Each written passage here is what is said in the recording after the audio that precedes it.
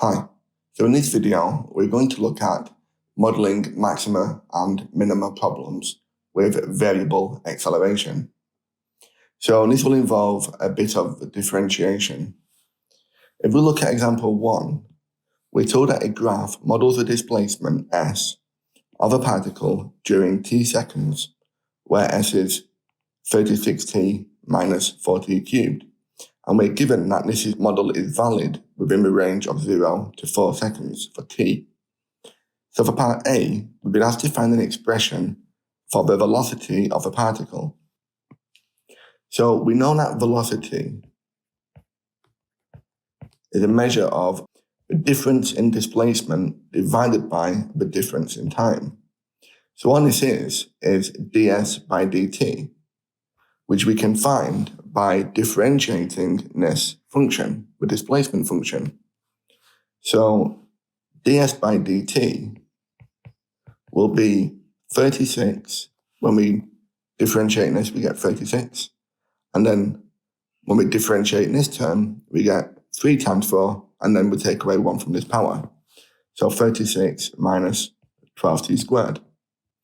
So this is an expression for the velocity of the particle. Okay? So for part B, the graph has a turning point. What is the value of t at this point? So what this means, this turning point means, is that we are turning from a positive gradient to a negative gradient. So this is the turning point here, and this is when you have a gradient of 0. If you were to draw a tangent at this point, then you would see the tangent would be horizontal. So ds by dt will equal 0. So to find the value of t at this point, we need to let this expression equal 0, and then we can solve it. So for part B, 0 will equal 36 minus 12t squared. And we can solve this equation.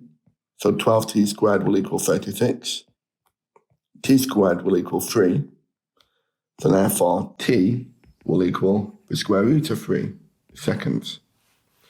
So this value of t here is the square root of 3. Okay? And then for part C, what is the maximum displacement of a particle from a fixed point? Well, can you see that the displacement is increasing until this point, then it starts to decrease again. So this is our maximum displacement. So all we need to do is substitute this value of t into our displacement function. So the maximum displacement will be when we have 36 times root 3 minus 4 lots of root 3 cubed.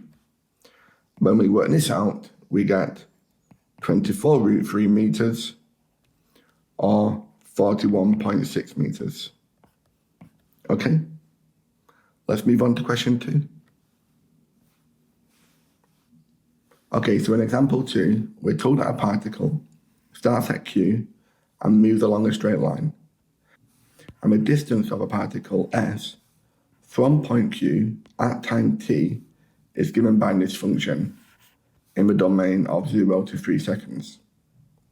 So the first thing we need to do is explain how this domain affects this model. So the first thing we need to do is we need to consider that time cannot be negative. Therefore, t must be greater than or equal to 0. And when it is equal to 0, then we can substitute 0 in here. This will become 0, as will this and this. So s is equal to 0. So when t equals 0, the particle is at Q. And then the next we can do is we can substitute t equals 3 into our displacement function. So s will be 3 to the 4 minus 6 lots of 3 cubed plus 9 lots of 3 squared. And again, this works out as s equals 0. So when t equals 3, the particle has returned back to Q. So this explains the restriction for part A. Okay, so for part B, find the greatest distance of a particle from Q. So to help make sense of this, I'm going to sketch a quick graph of this function. So because S is only valid when t is between 0 and 3, I'll cancel out this part and this part. So all we're looking at is this part here. And the greatest distance will be at this point. So we can see at this point, the gradient ds by dt is again equal to 0. So the first thing we need to do is to work out ds by dt. So we'll differentiate our displacement function. So ds by dt will be 4t cubed minus 18t squared plus 18t. And at this point, the derivative is 0. So 0, and we'll factor out with t. So we have 4t squared minus 18t plus 18. Our first solution will be when t is 0, which is this minimum point here. And the other solutions we can find by solving this equation. And I'll factor out with 2. So we have 2t squared minus 9t plus 9. And we can factorize this, so 0 will equal 2t minus 3 and t minus 3. We can see from this part that t equals 3 here, which is this turning point. So our solution will be this one. So t will equal 3 over 2. And we'll show that on the graph here.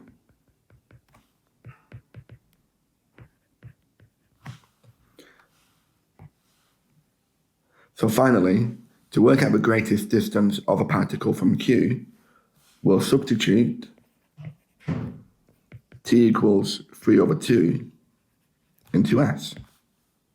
So the maximum S will be 3 over 2 to the 4 minus 6 lots of 3 over 2 cubed plus 9 lots of 3 over 2 squared.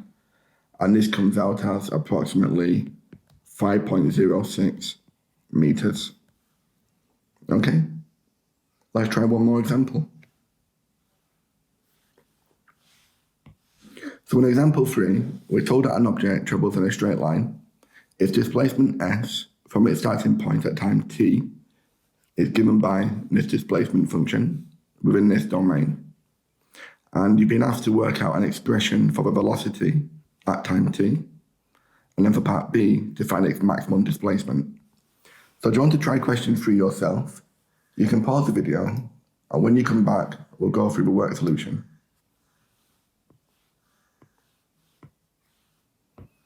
Okay, so welcome back if you're ready to go. So for part A, the velocity is the difference in displacement divided by the difference in time. So this will be ds by dt, which we can find by differentiating this. So this will be 12t minus 3t squared. The maximum displacement is when ds by dt equals 0. So 0 will be equal to 12t minus 3t squared. We can factorize the left-hand side. So we'll get 3t lots of 4 minus t. And then one solution will be when t equals 0, and the other solution will be when t equals 4. So when t equals 0, the displacement will be 6 lots of 0 squared minus 0 cubed, which is 0. And when t equals 4, the displacement will be 6 lots of 4 squared minus 4 cubed. So our displacement now is 32 meters. So the time when the object is at its maximum displacement is when t equals 4. Okay? So thank you very much for watching. I hope you found that useful. You can download the full lesson and worksheet from my website, mrmathematics.com. There's a link in the description below. Thanks again and take care.